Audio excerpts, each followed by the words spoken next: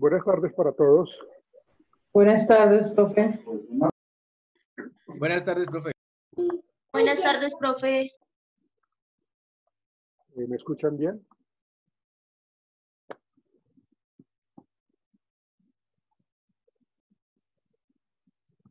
¿Me escuchan bien? Sí, señor. Ok, gracias.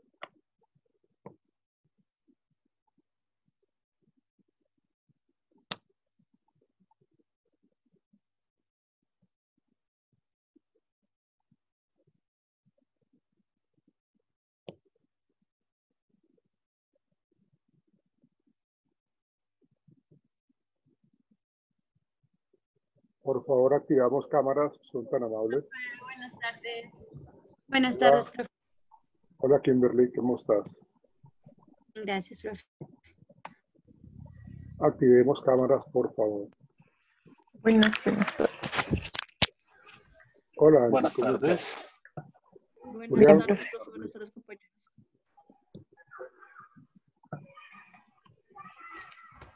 Las otras personas, por favor, activan sus cámaras, por favor. Profe, qué pena contigo. Yo ya voy en camino, ya estoy llegando a mi casa, entonces, porque es que me da miedo sacar el celular, ¿sí? Listo, lo quité, no hay problema. Qué pena con usted. No se preocupe. Daisy Cuadros, por favor, su cámara, Shirley, Ingrid, Johan, Nicole.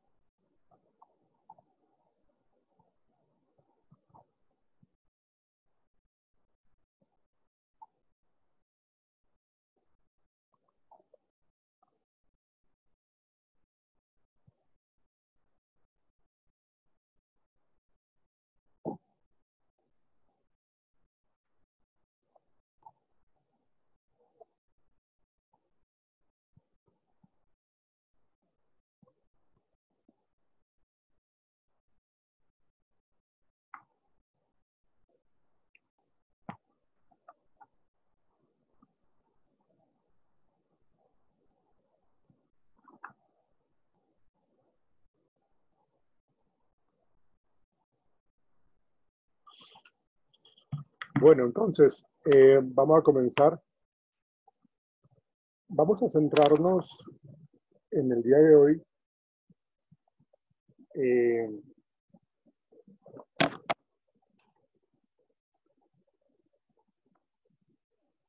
la corriente del psicoanálisis con su más grande exponente, Sigmund Freud, pero vamos a trabajarlo más a profundidad. Seguramente ustedes han escuchado hablar bastante de él, han leído de él con respecto a su teoría psicosexual, a su estructura de personalidad. Pero entonces vamos a ver un Buenas poco. tardes. Hola, Jamie. Vamos a ver un poco lo que tiene que ver con la historia del psicoanálisis, un poco también un poco de la historia del padre del psicoanálisis, ¿no?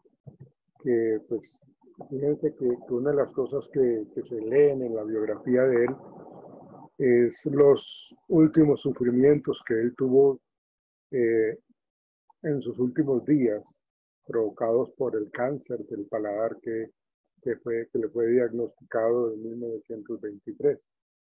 Entonces, él presentaba esos dolores tan fuertes de una manera muy marcada y que él tenía que pedirle al médico que le aplicara morfina, ¿sí?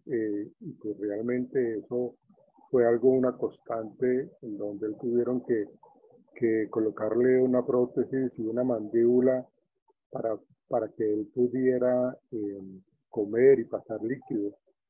La verdad fue un dolor bastante fuerte para él.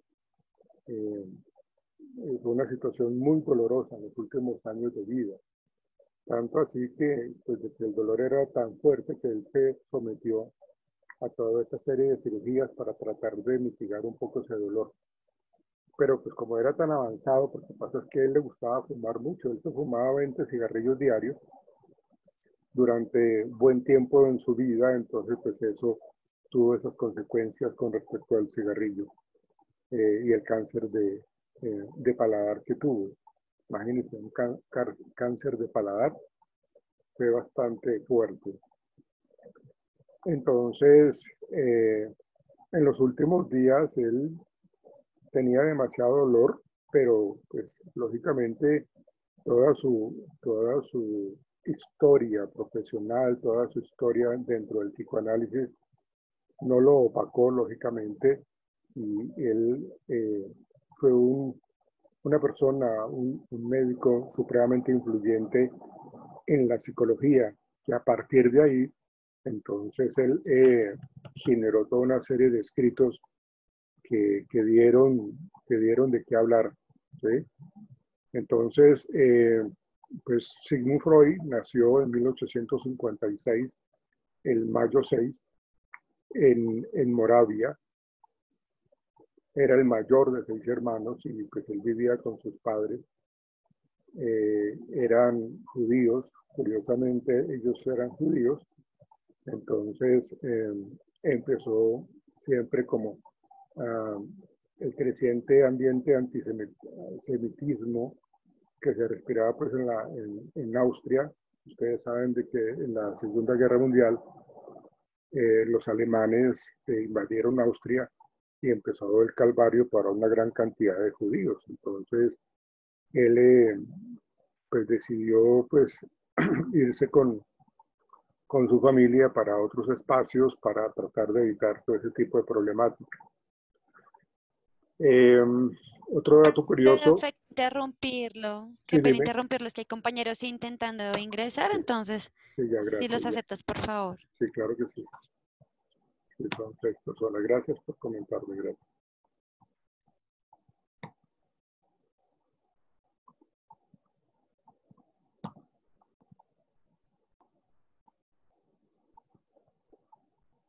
Bueno, entonces, como les venía diciendo,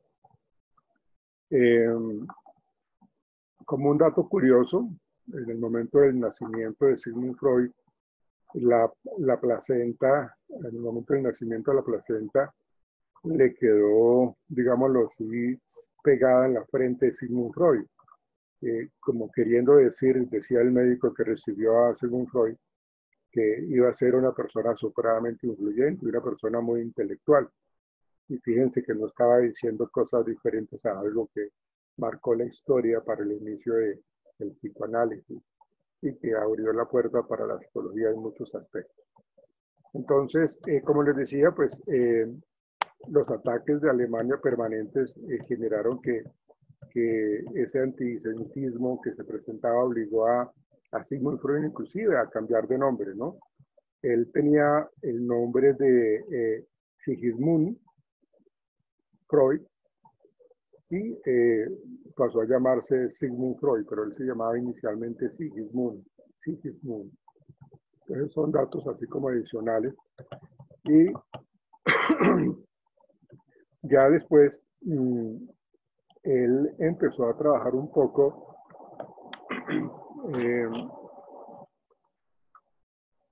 entendiendo un poco la Primera Guerra Mundial, en donde él analizaba un poco cómo nosotros los seres humanos, cuando teníamos una evolución muy importante y creábamos muchas cosas, lo que nosotros hacíamos era crear cosas para hacernos daño. De allí la Primera Guerra Mundial y se crearon unas armas muy poderosas, inclusive la bomba de Hiroshima, en donde el objetivo principal del ser humano era, por ese antisemitismo, acabar con los que no eran, según los alemanes, de pura raza. Entonces realmente eso llevó a que nosotros empezáramos a vernos, nosotros los seres humanos, empezáramos a vernos de una manera muy deshumanizada. ¿Sí? En ese momento, Freud empezaba a utilizar la cocaína como parte de tratamientos médicos, ¿sí? Ustedes saben de que Sigmund Freud fue médico y empezó a estudiar un poco la patología del momento, así como ahorita en nuestra actualidad, lo que es la depresión, lo que es el estrés, lo que es la ansiedad, trastornos alimenticios, digamos que eso es lo que de pronto ahorita más se presenta de forma recurrente. En la época de Sigmund Freud, pues las patologías más representativas eran la histeria y la neurosis. Y la neurosis se estaba manifestando por medio de respuestas somáticas en el organismo, por ejemplo, la parálisis del cuerpo, ¿sí? Pero casualmente esta situación se le presentaba más que todas las mujeres, entendiendo y ubicándonos un poco en el contexto de la época de Sigmund Freud, en donde las mujeres culturalmente y socialmente no eran muy respetadas. Las mujeres realmente no tenían mucho poder, no tenían valor, no tenían la posibilidad de ir a estudiar o tener un rol académico.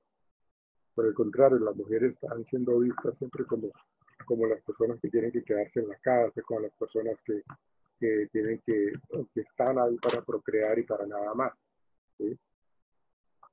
No era fácil en esa época ser mujer, la verdad. O sea, para las mujeres del momento, su manera de reaccionar ante tanta presión y tanta demanda social, pues era un poco con esa histeria colectiva, esa neurosis. Entonces, en algún momento, Freud, en sus años jóvenes como médico, él empezó a recibir mujeres que tenían unas enfermedades en donde él pues las diagnosticaba y no encontraba ningún componente orgánico que explicara el por qué, por ejemplo, perdía la voz o tenían ceguera temporal. O sea, eran condiciones médicas que no, es decir, que la medicina no podía explicar. Entonces, a partir de allí, la enfermedad, Freud determinó que la enfermedad no era física, sino tenía un componente psicológico, ¿sí? Y esto lo podemos entender hoy día también. Por ejemplo, si yo les voy a dar un ejemplo con respecto a esto que pasaba y todo lo que se convierte en aspectos somáticos como tal. Ustedes saben de que cuando uno está somatizando cosas, el organismo reacciona de alguna u otra manera. Entonces, si yo le tengo, por ejemplo, miedo a una entrevista, si yo le tengo miedo a hablar en público, eso me puede afectar severamente. Me afecta y realmente me puede bloquear en el momento de la entrevista, ¿sí? Entonces, imagínense ustedes que a mí me llaman para una entrevista de trabajo, ¿sí? Hoy viernes me llaman para una entrevista de trabajo y me dicen, mire, necesito que venga a la empresa el día martes y le hacemos una entrevista porque nos gusta mucho su hoja de vida y queremos que trabaje con nosotros, pero pues necesitamos hacer la entrevista. Entonces yo no tengo problema, porque pues yo voy a cumplir esa cita, pero yo empiezo a tener unas respuestas de ansiedad, es decir, empiezo a incubar ansiedad, empiezo a generar unas respuestas que van incrementando mi malestar. Desde hoy día, viernes, estoy empezando a determinar de que me va a ir regular, de que me va a ir muy mal. Todo ese componente cognitivo me está haciendo daño entonces. Pasan los días y bueno, estoy esperando que llegue el martes para asistir a la consulta, perdón, a la entrevista, ¿sí? Entonces, se llegó el martes y resulta que cuando yo despierto el martes para irme para la entrevista, amanezco disfónico. Es decir, se me ven afectadas las cuerdas vocales. O sea, no tengo voz. Pues claro, ¿cómo yo voy a ir a una entrevista cuando yo no puedo hablar? ¿Qué es lo que pasa allí? El organismo, la parte psicológica está hablando por mí, porque yo no tengo las herramientas para afrontar lo que estoy viviendo o esa experiencia de esa entrevista que me está afectando.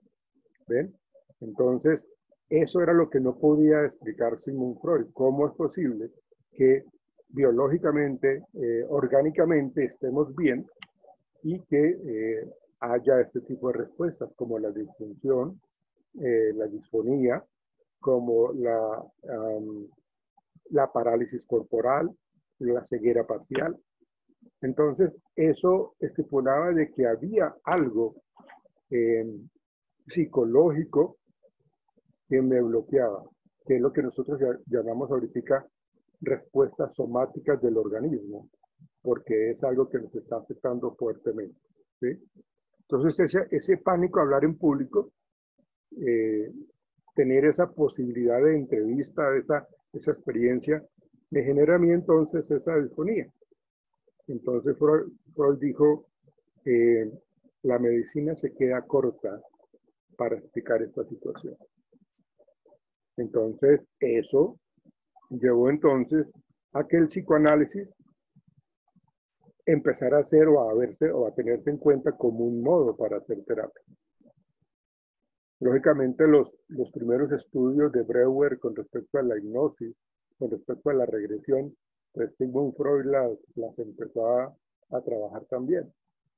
Pero, pues, a él no le fue muy bien como en ese terreno, porque pues imagínense, o sea, lo veían como un charlatán, como un mentiroso, como un manipulador, por aquello de tratar de entrar un poco en la psique de la gente. Pero lo que sí influyó positivamente es que, y él lo decía, que el pasado de nosotros, nuestra infancia, tiene una marcada influencia en nuestro comportamiento actual. Tiene una influencia supremamente fuerte. Quiere decir entonces de que todas las vivencias que tengamos nosotros en el pasado de nuestra niñez va a ser muy fuerte. Bueno, hay una película que es muy buena y que nos explica claramente esto, inclusive el desarrollo de una patología que presenta el protagonista en esa película, que se llama Los 5 de mí. Es una película que explica el trastorno disociativo, es decir, Otra vez el nombre de la película. Los 5 de mí. En Los inglés, 5. los 5 de mí, porque es una personalidad múltiple, es 5 personalidades, 5 entidades en una sola persona, ¿sí? En inglés sería 5 to me, 5 to me. Pero pues acá aquí en Colombia se le conoce como los 5 de mí. Y entonces este personaje desarrolló... Sí, Shirley. Quería preguntarle, hay una película que se llama Fragmentado, que habla de las múltiples personalidades. Sí, correcto. Esa tiene que ver mucho también cómo se desarrollan estas entidades. Es lo que llamaría el psicoanálisis el alter ego, para poder entender. A lo que quiero referirme es para que podamos entender nosotros cómo la influencia de una infancia traumática puede estar influyendo en unas patologías. Y eso fue lo que, digamos, catapultó a Freud, porque pues de eso es muy cierto. O sea, nuestra experiencia infantil puede marcar un camino positivo o un camino negativo, ¿sí? Pero entonces esa película de 5 de mí, ustedes la ven y van a entender un poco lo que decía Sigmund Freud en la influencia del pasado. De hecho, yo quiero que ustedes miren esta película que les voy a decir, que se llama El Príncipe de las Mareas. Anoten, por favor, El Príncipe de las Mareas.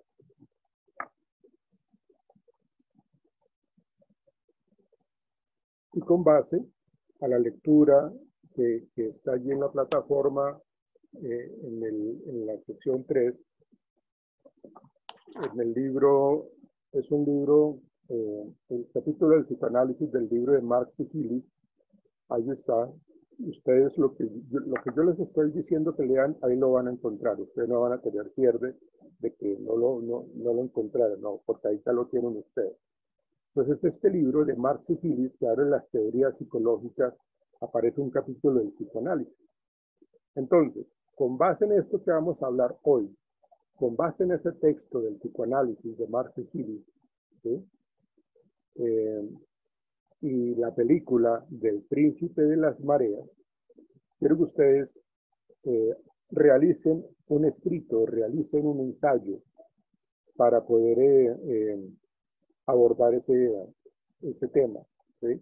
Ahí mencionan un poco la ética en la psicología inclusive, pero también quiero que veamos esa película, esa cinta con base en el psicoanálisis. Entonces, háganlo. Yo ahora cuando terminemos la clase voy a subir la carpeta en la plataforma para que ustedes me la entreguen para el lunes. Tenemos este fin de semana para que lo podamos ver esa película. Esta película, inclusive creo yo que la pueden buscar en Cinecalidad, en la página en internet, Cinecalidad, de pronto ahí se consigue esa película. Ustedes son muy recursivos y la saben conseguir. El Príncipe de las Mareas. ¿Hasta qué horas va a estar el lunes? Hasta las 23. Normalmente yo les doy tiempo hasta las 11 de la noche para que lo suban a la plataforma. Pero eso lo organizamos ahorita cuando terminemos clases. Yo les creo la carpeta para que la suban, por favor. Entonces, el asunto es de que él se centró muchísimo en cómo el psicoanálisis a nivel de la terapia podía entonces enfocarse en el pasado del paciente. Claro, una de las falencias más grandes del psicoanálisis es que las terapias son muy extensas. Una terapia psicoanalítica puede demorar 1 año, 2 años, 3 años, 4 años o más. Y las sesiones, cada Profe, se sesión le es... fue el audio.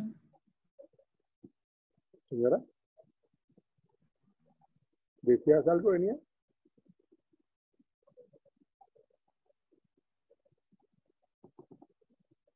Bien. Entonces, ¿me escuchan? Sí, profe, te escuchamos. Sí, profe. Señor. Es que Sí, señor. estoy escuchando que se me fue el audio, pero pues háganme un favor, quiero que levanten las manos todos si me escuchan. El que no levante la mano es porque... No, pero pero en la pantalla, por favor. Acá en la pantalla buena esa, me gusta que estén atentos.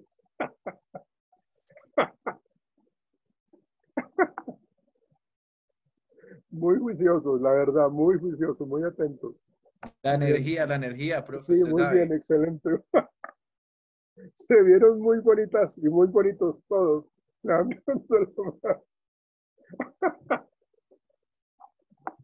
Ya bájenla, por favor. O sea, si me están escuchando. Es que Enia, me parecía que Enia no me estaba, o creo que es Enia la única que no me está escuchando. Bájenla. No, es que se me fue el internet un momento, pero ya lo Ya, escucho ok, bien. ok. Mira todo No, es lo que que no solamente le causaste. Mira faltó todo el lo que paso a Ines, causaste, sino Enia. también a mí. Entonces, por Y ella levanta la mano. Mira todo lo que causaste, Enia. Pero bueno, está bien. Entonces, de los aspectos más negativos del psicoanálisis es el hecho de que son extensas.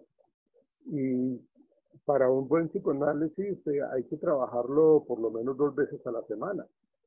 Y una consulta psicoanalítica hoy día puede estar de 180.000 pesos para arriba, ¿sí? 200, 250. Entonces, pues lógicamente una sesión psicoanalítica que dura más o menos 1 hora y media, pues las personas desertan por pues, mantener un bolsillo de esa manera. Pues yo tengo que estar en un estrato 7. ¿ven? Pero es algo supremamente complicado el hecho de que los procesos terapéuticos en el psicoanálisis sean tan extensos. ¿Sí?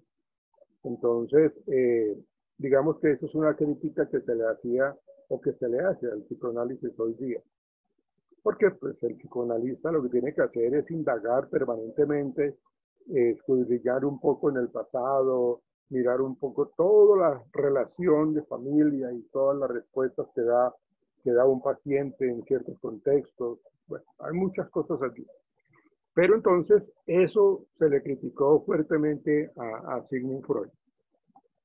Entonces, así como aparece el psicoanálisis como un modo de hacer terapia, pues aparece luego el conductismo, aparece el humanismo, aparece la gestal, el sistémico, el cognitivo-conductual, pero el inicio de los procesos terapéuticos empiezan con Sigmund Freud. Y él empieza entonces a trabajar todo lo que tiene que ver con la teoría de la personalidad desde el enfoque psicoanalítico, ¿sí? En donde él decía pues, de que todas las experiencias infantiles, todas esas experiencias marcaban positiva o negativamente a la persona para su vida futura, ¿sí?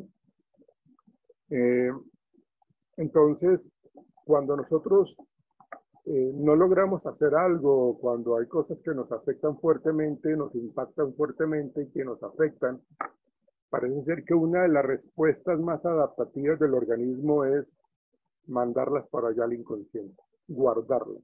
Las mandamos allá de una manera automática y eso quedan allá como cubiertas, arropadas, tapadas y allá se quedan en el inconsciente, ¿sí? Eso lleva a que pues, haya cosas que estén bloqueando y uno de los procesos terapéuticos del psicoanálisis es lo que se conoce como la catarsis, ¿sí? Profe, ¿Saben disculpe una ustedes qué es pregunta. la catarsis, no?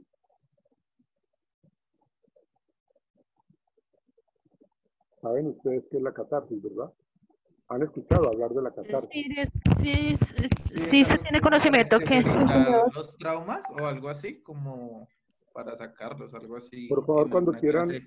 bueno, a las preguntas que yo les hagan, por favor, levanten la mano por la pantalla, ¿sí? Para poder, ok, listo. Yo les voy dando la palabra porque si hablamos todos al tiempo, pues no nos vamos a entender. Que levanten la mano no aquí en el video, sino en la pantalla, por favor, de la plataforma. Bueno, Johan, su merced, ¿qué quería decir, por favor?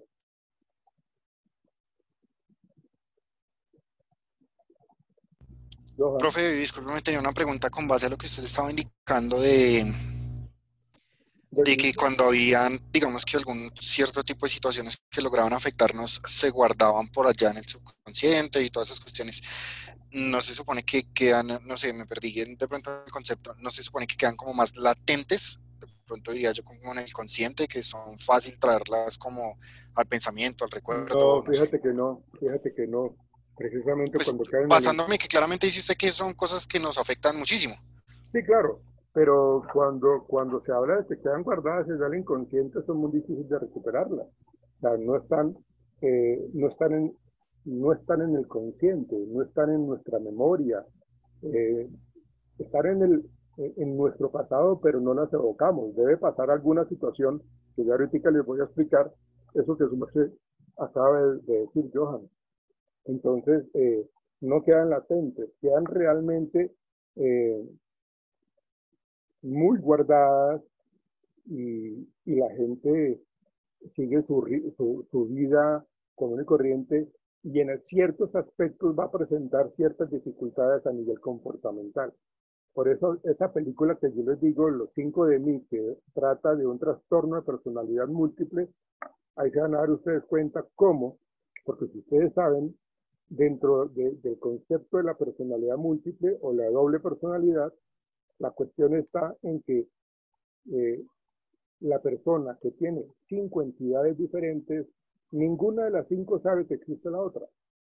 No saben, o sea, son entidades totalmente aparte y no conocen, no saben que están aquí. Entonces, precisamente, Es decir, ¿hay algún, discúlpame, Johan, ¿hay algún evento activador en un momento determinado, en un contexto particular, que dispara? Y ahí es cuando se convierte en un estado latente, en un recuerdo latente, porque es algo que se disparó o que me disparó a mí el recuerdo. O sea, algo me hizo acordar de algo que yo viví en el pasado y que me afectó enormemente. Entonces, ahí sí quedó latente porque ya se recuperó, pero se recuperó después de haber pasado muchos años y que de alguna otra manera me empezó a afectar. Esa es como la cuestión, Johan. Pero sí te lo voy a explicar con un ejemplo. no, eso era precisamente lo que iba a aportar, que efectivamente pues, debía haber como un entorno, una situación que hiciera que eso pues volviera claramente Siempre, a ser un recuerdo latente o que se siempre, presentara en ese momento. siempre hay un evento, una situación en particular que activa, que dispara esa situación. Gracias, Johan, muy amable. Enia, por favor, habla. Yo tenía conocimiento que la catarsis era como ese proceso cuando uno limpia, como que desecha esas emociones negativas. Sí, está bien. Sí, está bien. Ese concepto que tú planteas de desechar, sí, está bien. Gracias, Enia. María Isabel. Sí, es que yo he oído que muchos escritores de películas o libros han hecho catarsis, sí, de liberación de emociones y recuerdos a Sí. través de esos escritos Ujú. o de alguna forma actuando o algo así. Entonces, pues es como lo Ok. que he oído de la Sí, sí, catarsis. ok. Es válido lo que estás diciendo, María Isabel. ¿Alguna otra pregunta, algún otro comentario con respecto a la catarsis? Sí, profe, pues es claro que es un procedimiento de purificador de emociones, pero si nos vamos en la práctica, eh, la verdad no sé cómo es una intervención en catarsis. Ya, ok. Esa es mi pregunta. Ya, ok. Bueno, esa situación de tratar de hacer la catarsis, pues es algo muy, no sé si se pueda mencionar el concepto de sencillo, pero el catarsis en última no es otra cosa más que exteriorizar, sacar de nuestro sistema, sacar o sea, Freud lo decía, hacer consciente lo que está en el inconsciente. La catarsis es exteriorizar, como lo mencionaban por ahí, es desechar, ¿sí? Entonces, una de las cosas que uno puede hacer catarsis es reuniéndose con otros colegas para hablar de otras cosas o para hablar de lo que se trabajó en el día. Normalmente lo que se hace es evocar un poco espacios sociales como para expresar lo que se vivió en el día. Esa es una manera de hacer catarsis, ¿sí? Pero por lo general, según Freud, el exteriorizar es traer lo inconsciente a lo consciente. Ya que hay algo muy importante. Bueno, tenemos 5 minutitos porque nos va a sacar el sistema, pero voy a tratar de hacerlo antes de que nos saque el sistema. De explicar un poco qué tan bueno es hacer catarsis, qué tan bueno es recordar. O sea, recordar todo es sano. Uno podría decir sí o no, ¿sí? Les voy a dar un ejemplo de una paciente, de una niña de 15 años, que ella tenía, bueno, ella vivía con los papás y tenían una relación familiar muy bonita. Era ellos, los dos, el papá y la mamá y ella, una niña de 15 años. Y a ellos les gustaba mucho irse los fines de semana, los viernes, sábados, a restaurantes a cenar. Entonces ellos se iban siempre, salían de la casa y se iban a estos restaurantes donde son restaurantes tipo show, porque hay presentación.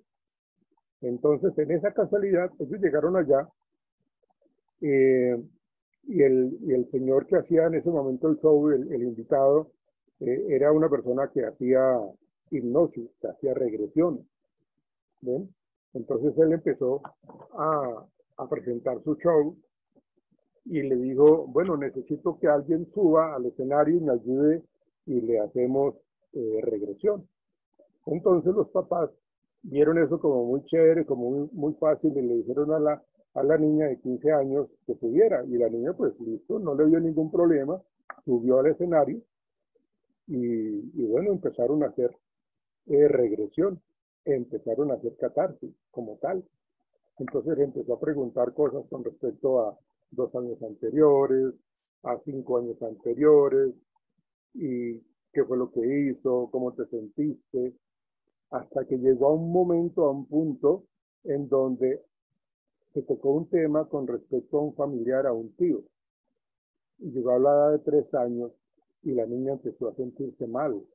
La niña empezó a sentirse muy alterada, a llorar, a no querer, o sea, como ella estaba en ese trance, ella estaba totalmente hipnotizada y le estaban haciendo esa catarsis, esa regresión, entonces ella empezó a sentirse muy mal, porque lloraba, porque se sentía muy desesperada, porque en esa regresión, en ese recordar,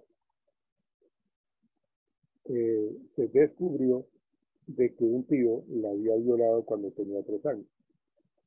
¿Ven? Entonces, el señor que hacía esa hipnosis, pues no era psicólogo, no era psicoanalítico, simplemente aprendió a hacerlo, pero no sabía las consecuencias que eso acarreaba. Entonces lo que hizo fue sacarla rápido de ese trance y bueno, un aplauso para la niña, muchas gracias, tal, pero la niña quedó muy mal. La niña quedó supremamente afectada porque recordó. Por eso yo hacía la pregunta, ¿será que recordar todo es sano? Hay cosas que nos van a ayudar o no nos van a ayudar en el momento que nosotros hagamos esa catarsis. Por ejemplo, la persona que haga catarsis o que haga asociación libre, como lo hace el psicoanálisis, tiene que saberlo manejar muy bien. Entonces, claro, la niña bajó alterada, los papás la recogieron, la abrazaron y la niña lloraba. Wow. Bueno, ya les doy la palabra, pero creo que se la voy a dar después de que regresemos de los 35 segundos. Y la niña quedó muy mal. La niña quedó muy mal, inclusive ella en los días siguientes intentó suicidarse como unas 3 veces, porque fue el impacto muy grande. ¿Ven? Entonces esa situación de la catarsis, de exteriorizar, de hacer consciente lo que está en el inconsciente, pues hay que saberlo manejar, ¿sí? Hay que saberlo manejar, y como este personaje que hacía el show no tenía ni idea de cómo manejarlo, pues claro, la dejó con ese gancho allí y bueno, le hizo un daño gravísimo a ella. Ya está por sacarnos la plataforma, ya ahorita, y por favor las personas que quieren preguntar algo, por favor levanten la mano nuevamente. Les aclaro las preguntas y continuamos porque pues tenemos que abordar el tema del psicoanálisis, por favor. Entonces ya en un momentico nos va a sacar la plataforma. Pero ese era el ejemplo que yo quería decir.